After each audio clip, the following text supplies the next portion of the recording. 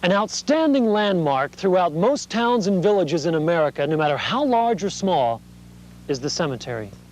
Each tombstone is a memorial to one's existence, but each one also represents much more than just a memory. Here lies history, a record of a community's past, a reason for its present, and a foundation for which to build a solid future. A cemetery, you might say, is a monument to life.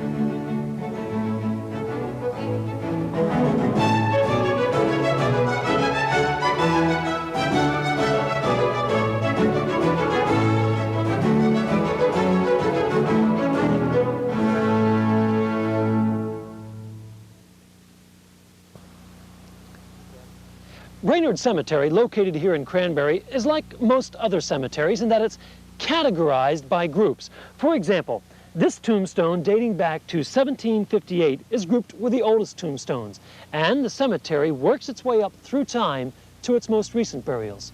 Here lies the body of James Gafton, died 1758, making his gravesite the oldest documented tombstone in Brainerd Cemetery.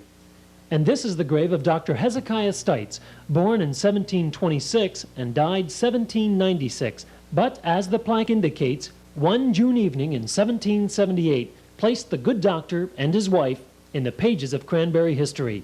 The plaque reads, "The Stites entertained General George Washington, Lafayette, and Hamilton at their home in Cranberry Town, New Jersey, while the Continental Army troops were there on June 26, 1778. Because Cranbury is located between New York and Philadelphia, it was a popular stagecoach run for many a traveler.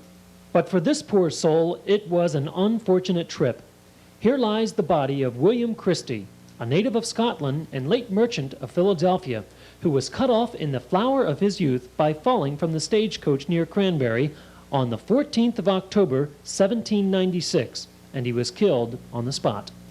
The early Americans were an unusual breed, overcoming great odds in their pursuit of life in this new land.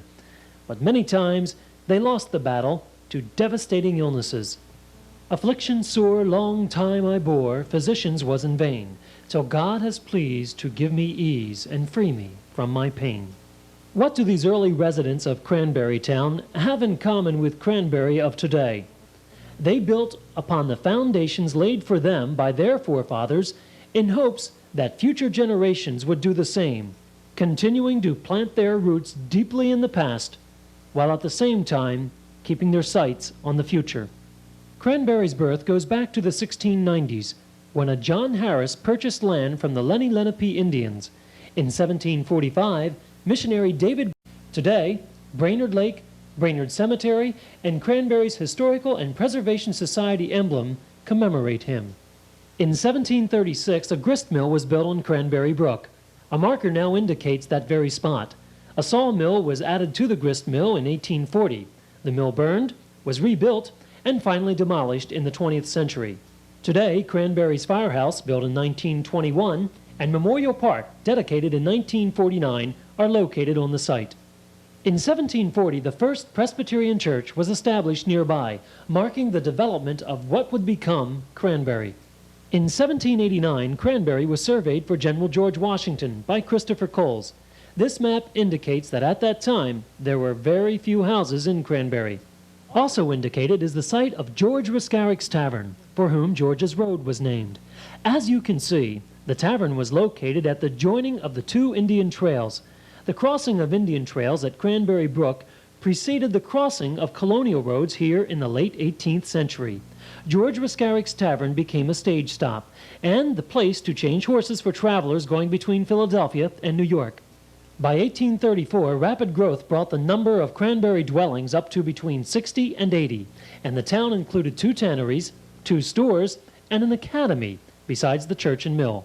A second Presbyterian church was established in 1838. It joined with the first Presbyterian church in 1935. This building was demolished. In its place, a monument has been erected in what is now known as Westminster Cemetery.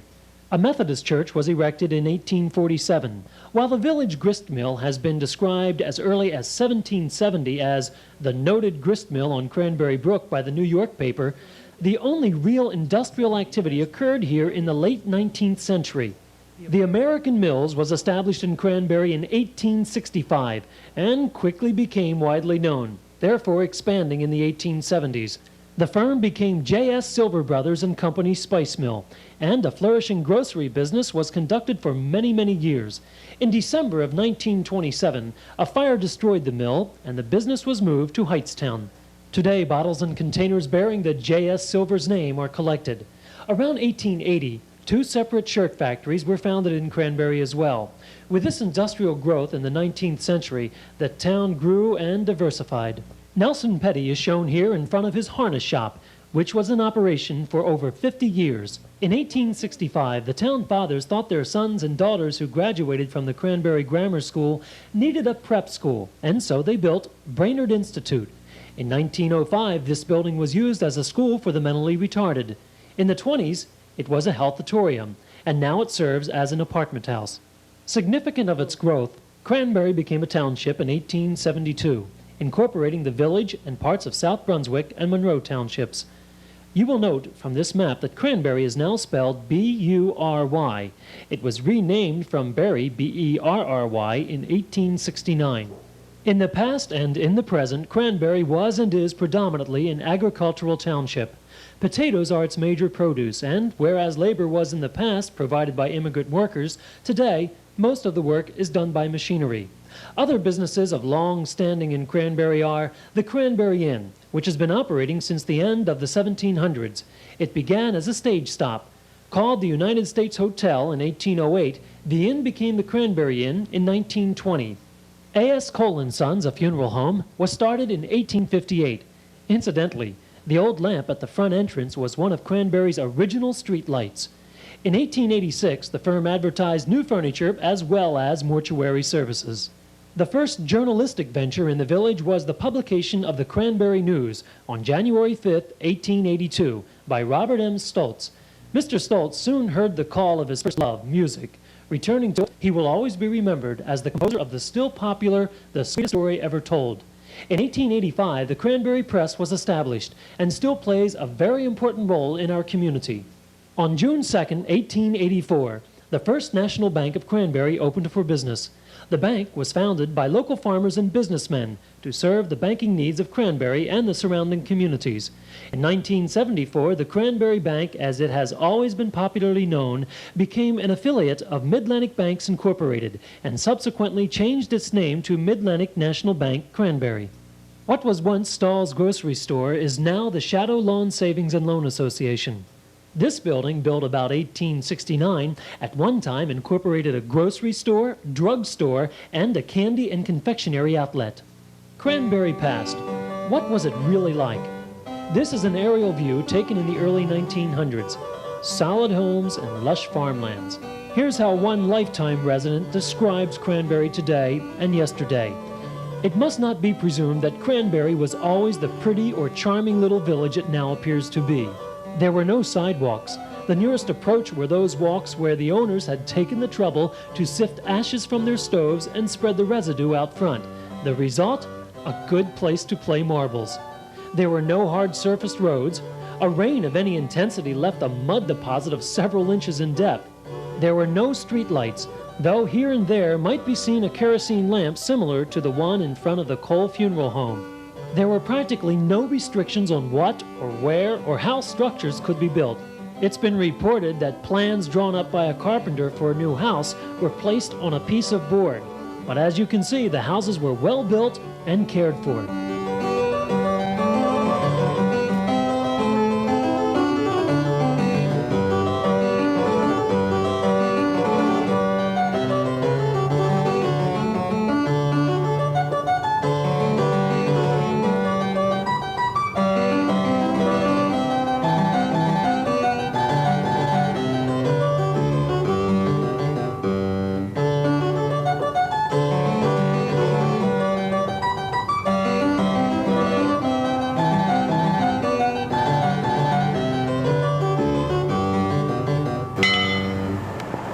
On September 18, 1980, the village of Cranbury was placed on the National Register of Historic Places. It was designated as one of the richest and most concentrated collections of 19th century residential architecture in Middlesex County, as having some 18th century houses of interest. Many styles of architecture are represented in the village of Cranbury. The Federal-style buildings are best identified by the elliptical doorway motif. For example, 85 North Main Street, built about 1861 by John Petty. This house has served as the home of 3 succeeding doctors. Another is 47 South Main, the Perrine residence, built about 1797. The Greek Revival building is the most predominant form in Cranbury. In addition to the Presbyterian Church, there is the George C. Barclay home, built about 1869, located at 10 Park Place, 26 Maplewood Avenue, and 11 North Main Street. The Italianate style is represented by 1 Prospect Street, 39 South Main Street, 95 North Main, and 9 Park Place. Carpenter Gothic features are not uncommon in Cranbury, but generally they are incorporated in buildings with other features.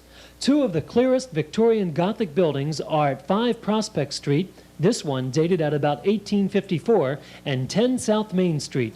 Conservative building forms held true in Cranbury for nearly half a century, and as a result, fanciful late Victorian buildings are not common in the village. 2 exceptions are the Queen Anne-style buildings erected for the 2 Silvers families in the 1880s. One is at 1 North Main Street, built by J.S. Silvers about 1886. This house has the distinction of having the first indoor toilet. The other is at 46 North Main Street, built by William Silvers around 1881. A simpler example of the style is the house at 101 North Main Street, the Elizabeth Dye House, built about 1897. Cranbury has some houses dating from the late 1700s, too. Among these are 107 North Main Street, built by the Reverend Gilbert Tennant Snowden, about 1794.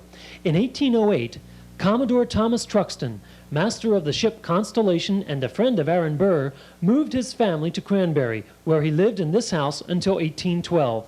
Another example of this time period is at 18 South Main Street, the Joseph Carson House, built about 1790, and 49 South Main Street, built about 1799 by George Nefay. The old Presbyterian manse at 10 Sims Court actually was built very early, but it was in such bad repair that Reverend Snowden refused to live in it. It was rebuilt in 1798. Most of these houses and many more have been researched and bear the Society's historical plaques, all combined to give Cranbury a mix of scales and materials that is unusually pleasing. And as you might have already guessed, Washington was here too. This home is on the site of the residence of Dr. Hezekiah Stites, who was a physician at the time of the American Revolution. Dr. Stites and his wife hosted General George Washington, Alexander Hamilton, and the Marquis de Lafayette on June 26, 1778, when Washington and his troops were forced to encamp on Cranberry Brook due to the intense heat and impending storm en route to the Battle of Monmouth. A marker to that effect indicates the approximate location of the encampment. This bit of history is included in a mural depicting historic Cranberry. It is the creation of Lee Stang Har and is on display in the Cranberry Post Office. The museum gave me all kinds of photographs of the history of Cranberry, which of course I used in the mural. And then I had to take all of that and put it together in preliminary sketches. And then I had to make a layout of it, of course, the sketches, original sketch, or preliminary sketches of it, and then I took it in front of the committee, and they approved of what to put in, what to take out, and so forth. And then from there, I just went on with it and put it on the canvas and started to paint. Looking at the result, you can see that Cranberry is quite an unusual community. Did you feel confined by space? Did you wish that you had more? Oh, I certainly did. I wish that I had been able to do the whole wall here with, because there was a lot more of history about Cranberry here. I wish I could have put a lot of the townspeople in. That really is what I would love to do in a mural if I ever did another one. Since I'm a portrait artist, I particularly like the people end of it, and of course there are all kinds of wonderful people in town, and I would like to do that. I think it's absolutely beautiful. I think she's captured Cranberry completely. You look down this row of houses and stores, it's just the way it is. It's just beautiful. It does capture yesterday and the people of yesterday, and as well as the town as it appears today. Especially probably the parade would represent both periods of time, as it's something that's still celebrated.